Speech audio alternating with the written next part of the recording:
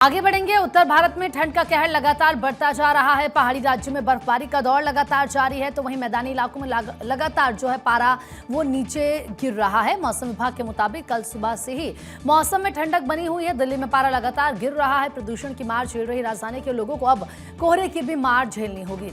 मौसम विभाग का यह कहना है कि आने वाले दिनों में मौसम ऐसा ही बना रहने वाला है, तो वहीं आज और कल हवाओं के कारण ठंड में इजाफा देखने को मिल सकता है। आज से दिल्ली के साथ ही एनसीआर के मौसम में एक बार फिर से बदलाव दिखेगा और इस दिन से 14 दिसंबर तक सुबह के वक्त हल्का कोहरा भी नजर आ सकता है। 10 से लेकर 12 दिसंबर तक दिल्ली के तापमान में गिरावट भी देखी जाएगी। पहले प्रदूषण की मार और अब ठंड का प्रहार दिल्ली वालों के लिए मुसीबत बना रहा है। देखिए, भारत उन देशों में शामिल है जहां हवा की गुणवत्ता जो है बेहद खराब है, यानी हवा बहुत ही जहरीली हो चुकी है और नदियां लगातार गंदगी और केमिकल का बोझ झेल रही हैं। बड़े बड़े शहरों से लेकर छोटे कस्बे हों, सब जगह प्रदूषण लोगों की सेहत पर सीधा असर डाल रहा है। लेकिन हैरानी की बात यह है कि जो सरकारी एजेंसीज इस खतरे पर नजर रखने और इसे रोकने की जिम्मेदारी निभाती हैं, वो खुद स्टाफ की भारी कमी से जूझ रही हैं। पर्यावरण मंत्रालय के ताजा आंकड़े बताते हैं कि देश की प्रदूषण निगरानी व्यवस्था लगभग आधे कर्मचारियों के सहारे चल रही है और सरकारी डेटा के मुताबिक देश भर में प्रदूषण नियंत्रण से जुड़ी संस्थाओं में कुल 6,932 पद स्वीकृत हैं, लेकिन काम करने वाले लोग 3,161 से भी कम है, क्योंकि इससे तो जगह ही खाली पड़ी हुई हैं। इसका मतलब सीधे तौर पर यह हुआ कि करीब 46% पदों पर कोई अधिकारी या फिर कर्मचारी की तैनाती ही नहीं। यह खाली पद 3 प्रमुख संस्थाओं में है: सेंट्रल पॉल्यूशन कंट्रोल बोर्ड यानी सीपीसीबी, राज्य प्रदूषण नियंत्रण बोर्ड यानी कि एसपीसीबी और पॉल्यूशन कंट्रोल कमेटीज यानी कि पीसीसीज। यही संस्थाएं फैक्ट्री से निकलने वाले धुएं, नदियों में गिरने वाले गंदे पानी, शहरों के जहरीले कचरे पर नजर रखने की जिम्मेदारी निभाती हैं। केंद्र स्तर पर हालात थोड़े बेहतर हैं। राष्ट्रीय प्रदूषण नियंत्रण बोर्ड यानी कि सीपीसीबी में जो कुल 393 पद स्वीकृत है, उनमें 64 खाली हैं, यानी यहाँ पर करीब 16% की कमी है। हालांकि ये संख्या भी एक बड़ी संख्या है, लेकिन असली संकट राज्य स्तर पर है, जहां प्रदूषण सीधे लोगों की जिंदगी को सबसे ज्यादा प्रभावित कर रहा है।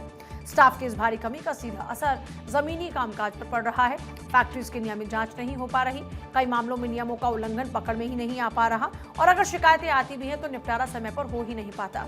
अब बात करते हैं दिल्ली में प्रदूषण की कि क्या स्तर अभी प्रदूषण का है। तो दिल्ली का जो AQI लेवल है वो बहुत ही खराब गंभीर श्रेणी में है। आनंद विहार का AQI सुबह 320 था, अलीपुर का 278, अशोक विहार का 305, बवाना का 342, बुराड़ी का 293, CRRI मथुरा रोड 27। यहाँ पर भी जो आंकड़ा था वो कोई बहुत अच्छा नहीं था। द्वारका की बात करते हैं तो यहाँ पर 316, चांदनी चौक की बात करते हैं 323, ITO में AQI 396 दर्ज हुआ है। जहांगीरपुरी में 331, लोधी रोड पर 262, मुंडका पर 322, नजफगढ़ में 281, नरेला में 298 और नेहरू नगर में 325, ओखला में 294, पटपड़गंज में 307, आरकेपुरम में 316, रोहिणी में 322, सोनिया विहार में 301 और वजीरपुर में 321 AQI दर्ज हुआ है। अक्षय हमारे साथ में जुड़ चुके हैं। अक्षय, हम लगातार देख रहे हैं राहत लोगों को मिलती हुई नजर नहीं आ रही है। दिल्ली का AQI बेहद गंभीर श्रेणी में है। आप कई दफा स्मोक टावर्स की जो सच्चाई है वो दिखा चुके हैं, वो भी अभी तक काम करते हुए नजर नहीं आ रहे।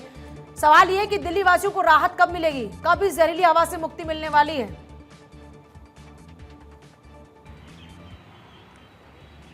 पूजा, फिलहाल तो राहत मिलती हुई दिख नहीं रही है, क्योंकि जो प्रोसीजर अपनाए जाने चाहिए उसके लिए अधिकारी ही नहीं है, कर्मचारी ही नहीं है, उनकी कमी ऑलरेडी देखी जा रही है।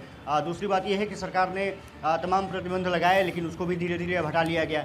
अब मुझे लगता है कि भगवान भरोसे दिल्ली को छोड़ दिया गया है, दिल्ली वासियों को छोड़ दिया गया है कि जैसे मौसम में सुधार होगा वैसे ही प्रदूषण की स्थिति भी नियंत्रित हो जाएगी। ज़रूरत यही है कि सरकार को एक बड़े टास्क बनाने की ज़रूरत है, एक प्लान बनाने की ज़रूरत है, ताकि उसके अनुसार धीरे धीरे आगे बढ़ा जा सके। अचानक अगर कुछ कवायद की जाएगी तो मुझे लगता नहीं है कि बहुत ज़्यादा असर पड़ेगा। हालांकि रेखा गुप्ता सरकार ने क्लीननेस ड्राइव शुरू की है। कई जगहों पर जो मिस्ट है उसका पूरी तरह से छिड़काव भी किया जा रहा है, लेकिन उससे बहुत ज़्यादा प्रभाव पड़ता हुआ दिख नहीं रहा है। मैं कई बार ये कह चुका हूं कि सरकार अगर जब तक सरकार की एजेंसियां और सरकार इम्प्लीमेंटेशन जब तक नहीं करेंगी पूजा, तब तक कुछ बड़ा बदलाव बहुत ज्यादा नजर प्रभाव पड़ता हुआ नहीं दिखेगा आएगा। नहीं, क्योंकि ठीक दिल्ली है में अक्षय, फिलहाल सभी बहुत जगहों बहुत से शुक्रिया आपका तमाम जानकारी देने के लिए।